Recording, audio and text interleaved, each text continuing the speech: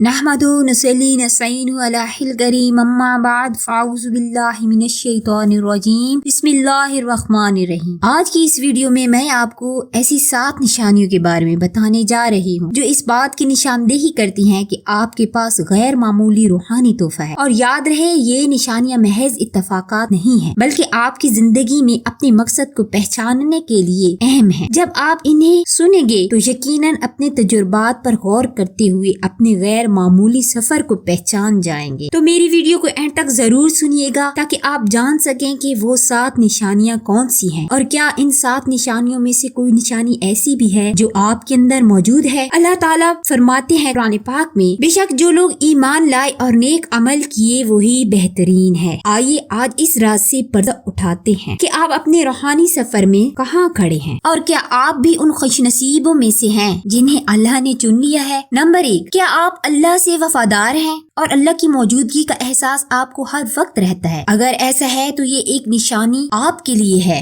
وفادار روح ہمیشہ اللہ کی خوشنودی اور قربت کی طلب میں رہتی ہے اور یہ وفاداری آپ کو گناہ میں گرنے سے محفوظ رکھتی ہے۔ جانتے ہیں کہ اللہ سے وفاداری کیا ہے اور کیسے اللہ کی موجودگی کا احساس دلاتی رہتی ہے اور کیسے آپ کے تعلق کو اللہ کے ساتھ مضبوط کر کے زندگی گزارنے کا طریقہ سکھاتی ہے۔ ان تمام سوالوں کا جواب اس چھوٹی سی حدیث سے سمجھتے ہیں۔ حضرت محمد صلی اللہ علیہ وآلہ وسلم نے فرمایا کہ اللہ کے نزدیک سب سے زیادہ محبوب عمل وہ ہے جو مستقل کیے جائیں، چاہے وہ تھوڑے ہی کیوں نہ ہوں۔ عبادت میں استقامت اللہ کے چنے ہوئے لوگوں میں سے ہونے کی ایک اہم علامت ہے اور یہی اللہ کے ساتھ وفاداری ہے کہ ہم جو بھی عبادت کریں، نماز، روزہ یا اللہ کا ذکر، تو اسے مستقل ہونا چاہیے اور ہر سے اہم ہونا چاہیے، ہر چیز سے اہم ہونا چاہیے۔ ہم تھوڑی عبادت کریں لیکن خلوص کے ساتھ مستقل کریں تو اس کا بے حد اجر ہے۔ یہ دل کو پاک کرنے کے ساتھ ساتھ اللہ سے تعلق کو بھی مضبوط کرتی ہے اور آزمائشوں کے خلاف ایک ڈھال کے طور پر کام کرتی ہے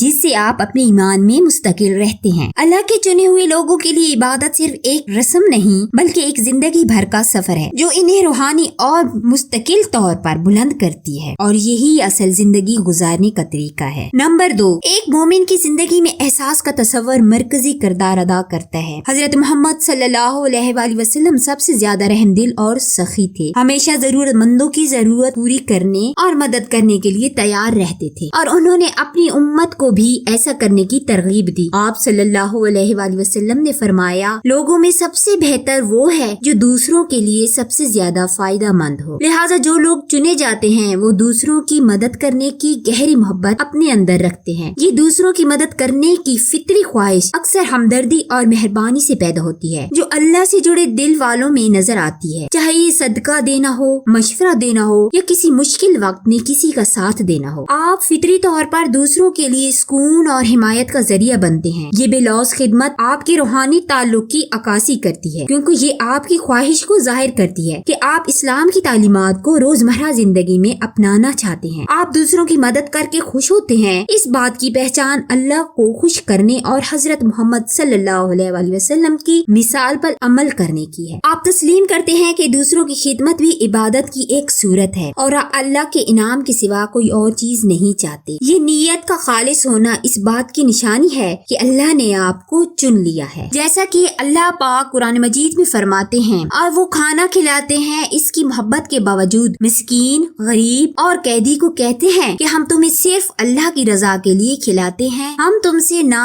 بدلہ چاہتے ہیں نہ ہی شکریہ۔ آزمائشیں اللہ کی طرف سے امتحان سمجھی جاتی ہیں۔ اور نمبر 3، آزمائشیں اللہ کی طرف سے امتحان سمجھی جاتی ہیں اور وہ خاص طور پر ان لوگوں کے لیے اہم ہے جن سے وہ محبت کرتا ہے اور ان پر اپنا فضل فرماتا ہے۔ نبی پاک صلی اللہ علیہ وآلہ وسلم نے فرمایا کہ سب سے زیادہ سخت آزمائشیں انبیاء علیہ السلام پر آتی ہیں، پھر نیک لوگوں پر اور پھر ان لوگوں پر جو ان کی پیروی کرتے ہیں۔ اس کا مطلب یہ ہے کہ اگر آپ خود کو بہت سی آزمائشوں اور مصیبتوں کا سامنا کرتے ہوئے پاتے ہیں تو یہ اس بات کی نشانی ہو سکتی ہے کہ آپ اللہ کے منتخب لوگوں میں سے اور ان آزمائشوں کے ذریعے اللہ پاک کو ایک بڑے مقصد کے لیے تیار آپ کو اللہ پاک کر رہا ہے۔ آزمائشیں سزائیں نہیں ہوتی بلکہ روحانی ترقی کے مواقع ہوتا ہے۔ یہ آپ کے دل کو پاک کرنے، آپ کے صبر کو مضبوط کرنے اور اللہ پر آپ کے انحصار کو بڑھانے کا ذریعہ ہے، چاہے وہ مالی مشکلات ہو یا ذاتی نقصان ہو یا صحت کا مسئلہ ہو آپ کو اللہ کی طرف سے رجوع کرنے اور دعا کرنے پر مجبور کرتا ہے۔ ان امتحانات کے ذریعے آپ کا ایمان صاف ہوتا ہے اور آپ کو یہ احساس ہوتا ہے کہ حقیقی طاقت اللہ کی حکمت اور منصوبے پر بھروسہ کرنے میں ہے۔ مشکلات کا سامنا کرنا آپ کو قیمتی سبق سکھاتا ہے، آپ میں استقامت، عاجزی اور دوسروں کے لیے زیادہ ہمدردی پیدا کرتا ہے۔ جو ممکنہ طور پر اسی طرح کی مشکلات سے گزرتے ہوں، بار بار مشکلات کا سامنا اس بات کی نشانی ہے کہ اللہ آپ کی اس صلاحیت کو دیکھتا ہے اور آپ کو کچھ بڑا کرنے کے لیے تیار کر رہا ہے۔ نمبر 4، مشکلات کے وقت صبر ایک گہری علامت ہے کہ آپ اللہ کے چنے ہوئے لوگوں میں سے ہیں۔ قرآن کریم میں اللہ تعالیٰ فرماتے ہیں، ان اللہ مع الصابرین، بے شک اللہ صبر کرنے والوں کے ساتھ ہے۔ جب آپ مشکلات کا صبر کے ساتھ سامنا کرتے ہیں تو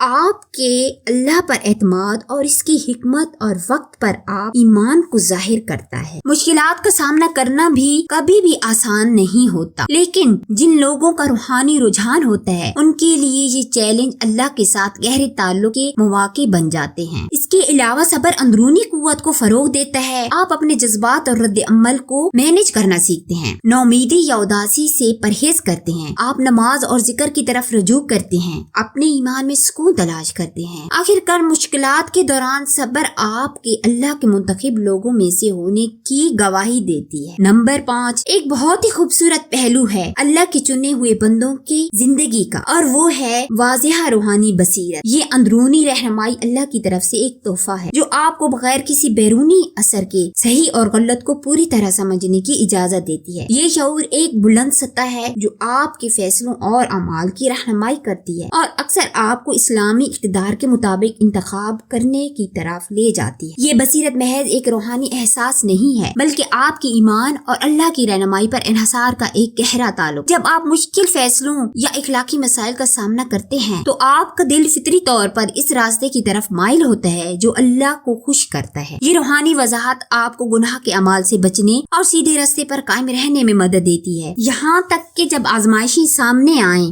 ایسا ہے جیسے اللہ نے آپ کے دل میں ایک روشنی رکھی ہو جو آپ کو حکمت اور بصیرت کے ساتھ زندگی کے مشکلات کا سامنا کرنے میں مدد دیتی ہے۔ آپ صلی اللہ علیہ وآلہ وسلم نے فرمایا، مومن کی فراست سے بچو کیونکہ وہ اللہ کے نور سے دیکھتا ہے۔ اگر کچھ اسلامی تعلیمات کے مطابق صحیح محسوس ہوتا ہے، آپ کو سکون اور اعتماد کا احساس ہوتا ہے۔ دوسری طرف اگر کچھ آپ کی روحانی اصولوں کے خلاف جاتا ہے تو آپ کو اندرونی بے چینی محسوس ہوتی ہے۔ یہ بلند شعور آپ کو اللہ کی طرف سے ملنے والا اشاروں کو پہچاننے میں بھی مدد دیتا ہے، جیسے آپ کی دعاؤں کے نتائج وغیرہ۔ نمبر 6، اگر آپ کے اندر علم حاصل کرنے کی شدید پیاس اور لگن ہے، خاص طور پر دین کے علم کی، تو یہ اس بات کی علامت ہے کہ آپ منتخب لوگوں میں سے ہیں، کیونکہ یہ سچائی اور سمجھ بوجھ کی تلاش دنیاوی خواہشات سے نہیں بلکہ اللہ کے قریب ہونے کی گہری روحانی خواہش سے پیدا ہوتی ہے۔ یہ خواہش کی وہ قسم ہے جو آپ کو قرآن و حدیث یا نبی پاک صلی اللہ علیہ وآلہ وسلم اور ان کے صحابہ کی زندگیوں کے ذریعے اسلامی تعلمات کے بارے میں مزید جاننے پر مجبور کرتی ہے۔ یہ علم کی خواہش محض علمی نہیں ہے، یہ آپ کی زندگی کو متاثر کرتی ہے، آپ کے اعمال اور فیصلوں کو شکل دیتی ہے۔ آپ جو علم حاصل کرتے ہیں وہ فخر یا